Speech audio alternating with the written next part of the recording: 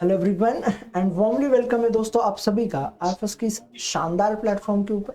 तो दोस्तों, हर बच्चा बीएससी में एडमिशन लेने के बाद ख्वाब देखने लगता है मास्टर्स के, और अच्छे जगह से मास्टर्स के साथ साथ उसके अलग अलग तरीके के अलग अलग ख्वाब जो है वो आने लगते हैं। अब इनमें से कुछ बच्चों का जो है वो क्लियर और बहुत क्रिस्टल ड्रीम होता है कि भाई हमें करना है तो असिस्टेंट प्रोफेसर करना है, या फिर साइंटिस्ट, या फिर पीएचडी करनी है। और फिर बच्चे मास्टर्स में जब आते हैं तो इसके लिए मेहनत लेने लगते हैं, और मेहनत के साथ साथ कुछ बच्चों के हार्डवर्क और डेडिकेशन के साथ उनका मास्टर्स में ही क्लियर हो जाता है। कुछ का जो है कुछ एक दो अटेम्प्ट्स का जो है टाइम लगता है, बट अल्टीमेटली बच्चों का जो है गोल होता है कि मतलब ठान लिया है तो करके रहने का है। और इसमें बच्चों को जो है बहुत हेल्प करता है हमारा अपना आईएफएस प्लेटफॉर्म। ठीक है, तो आज हम एक ऐसे ही कैंडिडेट्स के साथ जुड़ने वाले हैं जिन्होंने जेआरएफ में एक बहुत ही बेहतर और शानदार रैंक हासिल की है। उससे क्या साथ साथ उनकी ये जर्नी जो है वो हार्ड वर्किंग, डेडिकेटेड और सैक्रिफाइसेस वाली रही। तो उनकी इस जर्नी में क्या क्या दिक्कतें आई, क्या अप एंड डाउन्स रहे, ओवरऑल सारी चीजें क्या रही, तो जानते हैं उनके थ्रू, समझते हैं। और मुझे पूरा यकीन है कि जो भी मेरे नए दोस्त होंगे जो प्रिपेयर करना चाह रहे होंगे सीएसआर नेट के लिए, तो उनको जो है बहुत हेल्प होगी इस चीज से। तो जानते हैं उनकी जर्नी को। तो हेलो। हेलो।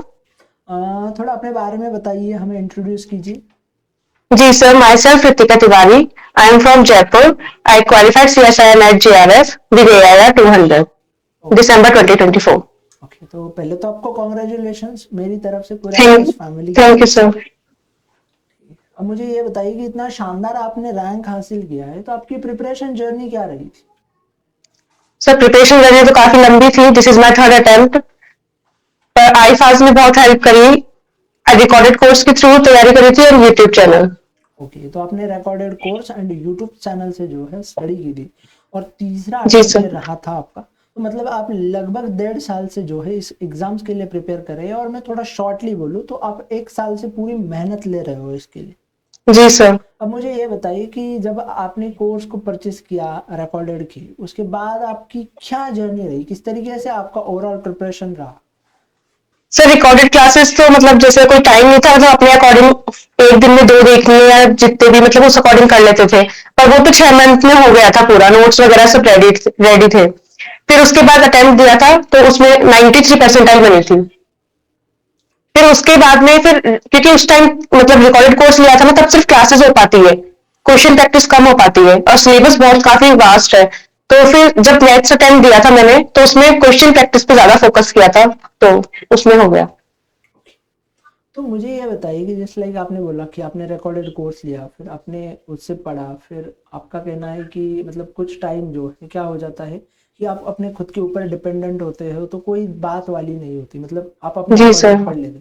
तो मुझे ये बताइए कि जब आप इस एग्जाम्स के लिए पढ़ रहे थे, ठीक है, तो जी सर। रिवाइज सिलेबस को आपने किस तरीके से कवर किया, क्या स्ट्रैटेजी रही आपकी? सर यूनिट वाइज कवर किया था।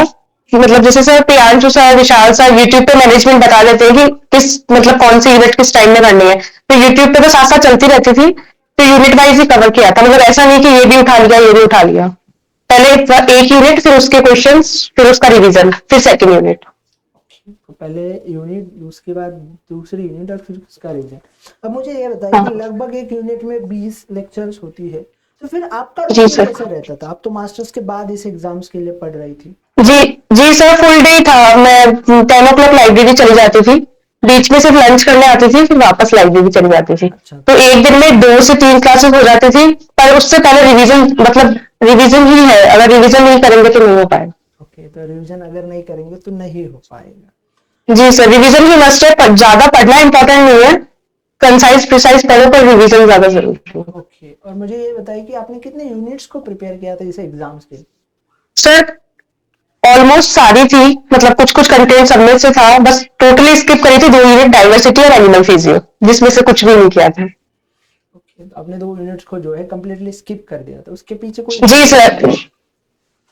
सर मतलब मुझे वो उसके क्वेश्चन एक्चुअली जल्दी सॉल्व नहीं होते थे, मैं टाइम लगता था, तो मुझे ऐसा लगता था कि 75 से 25 करने तो बाकी यूनिट से मतलब निकाल सकते हैं अपन।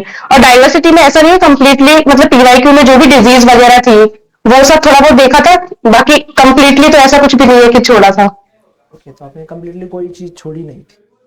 नहीं सर, तो कुछ ना कुछ तो थोड़ा बहुत करना पड़ता है क्योंकि आप मिक्स होके आते हो सारी यूनिट्स। ओके, तो सारी यूनिट जो है मिक्स होके आती है, तो यही मतलब अलग चीज होती है इस चीज की। जी सर, डेवलपमेंट बायो, मोल बायो, सब में से मिक्स क्वेश्चंस बनते हैं एनालिटिकल। ओके, तो आपने जैसे बोला कि इतने वास्ट सिलेबस को तो आप लाइब्रेरी में जाके पढ़ती थी, बेहतर ढंग से आपने कवर किया है, रिवीजन किया है। जी सर। अब मुझे ये बताइए कि 2 यूनिट तो आपने वैसे भी छोड़ी थी, तो आपने लगभग 11 यूनिट को प्रिपेयर किया था। जी सर। तो मुझे ये बताइए कि उन 11 यूनिट में से आपने मतलब आपको जो है सबसे इजीएस्ट यूनिट कौन सी लगी? Sir development bio, because of Vishal sir. Okay, तो विशाल सर की वजह से जो है वो यूनिट आपको बहुत इजी लगी। जी सर, वो बहुत रिवाइज भी करवाते हैं ना, तो मतलब उसको तो दोबारा पढ़ने की जरूरत नहीं है सर, यूट्यूब पे जब वो लास्ट रिवीजन चलता है वो ही इनफ है। ओके, तो यूट्यूब के ऊपर जो लास्ट रिवीजन चलता है आपके अकॉर्डिंग ऐसा लगता है आपकी कि वही जी सर, जेआरएफ, जी sir, JRF express Mahakumbh series बहुत हेल्पफुल थी, तो उनके थ्रू ही सारा ऑलमोस्ट हो गया था। और विशाल सर तो बिल्कुल प्रिसाइज करवाते हैं कि हाँ बस इतना ही कर लो। ओके, तो बिल्कुल वो प्रिसाइज करके आपको सारी चीज़ें जो है क्लियर कर देते हैं। जी सर। अब मुझे ये बताइए कि आपको जैसे डेवलपमेंटल बायोलॉजी आपको सबसे ईजीएस्ट लगी, और बट जी सर। मैंने बहुत सारे बच्चों से सुना है, उनसे कन्वर्सेशन तो मेरे हो ही रहे थे, उनका कहना होता है कि सर डेवलपमेंटल बायोलॉजी पढ़ने में बहुत ईजी होती है, बट उसके क्वेश्चन जो है एग्जाम हॉल में मतलब जल्दी सॉल्व नहीं होते। तो फिर आपका क्या एक्सपीरियंस रहा था उन चीज़ों पे? नहीं सर, जैसे अगर हम रिवीजन करते हैं और वो फिर क्वेश्चन अप्लाई करते हैं तो वो इजीली हो जाता है सर। एक्चुअली बहुत प्रैक्टिस करा देते हैं ऑलरेडी कि एग्जाम हॉल में वो हो जाता है। अब पहले तो डायरेक्ट क्वेश्चंस आते थे, अब थोड़ा क्या एक्सपेरिमेंटल क्वेश्चंस आते हैं, तो उस वजह से वो कंसेप्ट थोड़ा लगाना पड़ता है, पर वो इजी होता है as compare to all units. Okay, अब मुझे ये बताइए कि आपको इजी की तो बात हमने खैर कर ली, अब मुझे बताइए कि सबसे कॉम्प्लेक्स और सबसे हार्ड यूनिट आपको कौन सी लगी और क्यों लगी? सर बायोकेमिस्ट्री, एक्चुअली वो शुरू शुरू से ही मतलब इतना बैकग्राउंड में नहीं था, पर उसको थोड़ा बहुत मतलब कवर करना, तो ऑलमोस्ट पूरी यूनिट तो नहीं करी थी, पर उसमें से केसेस सर जो इम्पोर्टेंट बताते थे कि जेआरएफ एक्सप्रेस महाकुंभ सीरीज में जो इम्पोर्टेंट था वो इनफ था, तो सिर्फ उसमें वही किया था क्योंकि वो मुझे हार्ड लगती थी। ओके, तो आपने वही चीज़ों को जो है कवर किया था। जी अब सर। मुझे ये बताइए आगे चल के कि आपकी पढ़ने की स्ट्रैटेजी क्या रही थी? मतलब आप कोई ऐसा आपका स्टडी रूटीन हो जाए या आइडियल स्टडी रूटीन हो जाए, या आपको ऐसा लगता है कि बच्चों ने इस तरीके से पढ़ेंगे तो बेहतर और कम समय में जो है एग्जाम को क्लियर करेंगे, तो आप शेयर कर सकते हो। सर एक्चुअली एक तो क्या है, जो घर पे रहकर तैयारी करते हैं, क्योंकि प्रिपरेशन फेज तो 6 मंथ का ही होता है, अगर आप कोचिंग करते हैं या रिकॉर्डेड लेते हैं तो भी, तो अगर घर पे सेल्फ प्रिपरेशन कर रहे हैं तो लाइब्रेरी बहुत ज्यादा जरूरी है, क्योंकि घर पे पढ़ाई नहीं हो पाती। वहां पे क्या है, रूटीन बन जाता है एक तरीके से। और मुझे लगता है कि यूनिट वाइज अगर प्रिपरेशन करें तो ज्यादा सही है, बजाय कि ये भी पढ़ लेते हैं ये भी पढ़ लेते हैं उसकी वो। Okay okay. और मतलब सर मतलब इतना प्रिसाइज करवाते हैं कि सिर्फ उसका ही रिवीजन करेंगे बार बार तो ज्यादा सही है, मतलब बुक्स पढ़ने की बजाय। मतलब ऐसा लगता है कि नहीं और पढ़ लें शायद ये कम है, तो ऐसा कुछ भी नहीं है। ओके, तो मल्टीपल सोर्सेज की जगह आप सिंगल सोर्स के इसके जी साथ। सर, सिंगल सोर्स और मल्टीपल रिवीजन और पीवाई की प्रैक्टिस। ओके, अब मुझे ये बताइए कि आपकी रिवीजन की स्ट्रैटेजी कैसी थी? मतलब आप किस तरीके से रिवीजन करती थी? मैंने बहुत बच्चों से सुना है कि हम रिवीजन करते थे सर, हम रिवीजन, मतलब किस तरीके से रिवीजन किया जाता है, तो थोड़ा बताइए। जी जी सर, जैसे मतलब कल क्लास ली, एक रिकॉर्डेड क्लास ली, फिर उसका नेक्स्ट डे रिकॉल रिवीजन, मतलब कितना याद आ रहा है कितना समझ में आया, फिर जहां भूलते थे उसे वापस रिवाइज करो, नहीं तो फिर नेक्स्ट, फिर उस टॉपिक के क्वेश्चंस करना, तो वो उतना कंप्लीट हो गया पार्ट। फिर नेक्स्ट डे वापस से जब नया पढ़े तो उससे पहले पुराना रिकॉल कर ले, मतलब रिकॉलिंग से ही प्रैक्टिस बनती है, क्योंकि एग्जाम में रिकॉल ही करना पड़ता है। एग्जाम में जो है हमें रिकॉल ही करनी पड़ती है सारी चीज़ों।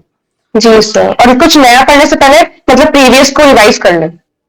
ओके, तो कुछ नया पढ़ने से पहले भी आप एक बार प्रीवियस को रिवाइज करना है आपको। ओके, जी अब सर। मुझे ये बताइए कि क्वेश्चन प्रैक्टिस और मॉक टेस्ट आपने किस तरीके से किए थे? सर क्वेश्चन प्रैक्टिस तो पीवाई की आईफास की बुक है उसी से किए थे, और मॉक टेस्ट जो सर लास्ट में वो जेआरएफ एक्सप्रेस महाकुंभ सीरीज में जो टेस्ट वगैरह थे वही दिए थे, बस बाकी उसके अलावा कोई टेस्ट नहीं दिया, पीवाई की ही टेस्ट की जैसे देते थे। ओके, तो पीवाई क्यू जो आप टेस्ट की तरह देते थे।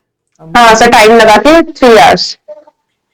मुझे ये बताइए, ऐसी चीजें बताइए कि ऐसे क्या 3 सलाह देना चाहोगे या तीन ऐसे क्या सजेशंस देना चाहोगे कि जिसकी वजह से आपको लगता है कि मतलब आगे आने वाले आप बच्चे जो है एस्पिरेंट्स हैं, आपके दोस्त जूनियर है, उनको जो है बहुत हेल्प होगा और उनके पहले अटेम्प्ट में या बेहतर रैंक के साथ जो है एग्जाम क्रैक हो जाएगी।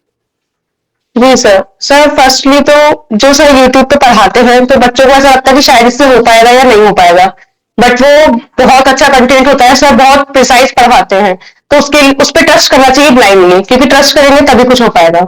सेकंड, टीवाई की प्रैक्टिस बहुत ज्यादा जरूरी है, क्योंकि पैटर्न वही है, तो वो प्रैक्टिस करके जाएंगे तो एग्जाम में फिर हेल्प मिलेगी उससे। और थर्ड सर रिकॉलिंग। बहुत सही। अब आगे आपका क्या प्लान है फिर? Sir PhD. तो पीएचडी करना चाह रहे हो आप? तो ठीक है, thank you so much for sharing your experience and your जी journey sir. With us, and आपको बहुत सारी शुभकामनाएं पूरे एफएस फैमिली की तरफ से। Sir thank you so much sir.